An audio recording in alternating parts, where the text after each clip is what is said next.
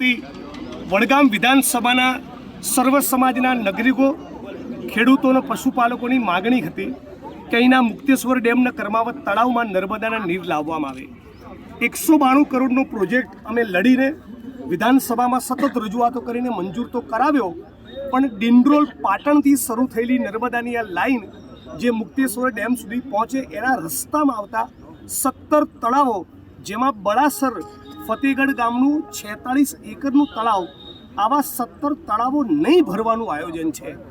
એના કારણે ખેડૂતોમાં, મારામાં અને સર્વ સમાજના લોકોમાં ખૂબ નારાજગી છે કે રાજ્ય સરકાર જ્યારે 200 કરોડનો પ્રોજેક્ટ કરતી હોય અને આવા જૂના 17 જેટલા ગામ તળાવોની ચોકડી મારે તેને ભરવા ન માંગતી હોય, એનો સમાવેશ ન કરે, એ કોઈ પણ સંજોગોમાં ન ચાલે.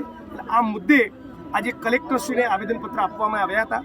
અમે અમારી રજૂઆત કરી છે. આવનારા દિવસોમાં જો રાજ્યની સરકાર, સિંચાઈ વિભાગ અને પ્રોજેક્ટના સંબંધિત અધિકારી અને સરકાર આ મુદ્દે ન્યાય નિર્ણય નહીં કરે તો આવનારા દિવસોમાં અમે ઉગ્ર આંદોલન કરવાની પણ આજે ચેતવણી આપીએ છીએ. કોઈ પણ સંજોગોમાં આ 17 તળાવો ભરાવા જ જોઈએ. 1200-1400 ફૂટે ગયેલું અમારું ભૂગર્ભ જળ મારા વિધાનસભા ક્ષેત્ર અને જિલ્લામાં ઊંચું આવવું જોઈએ.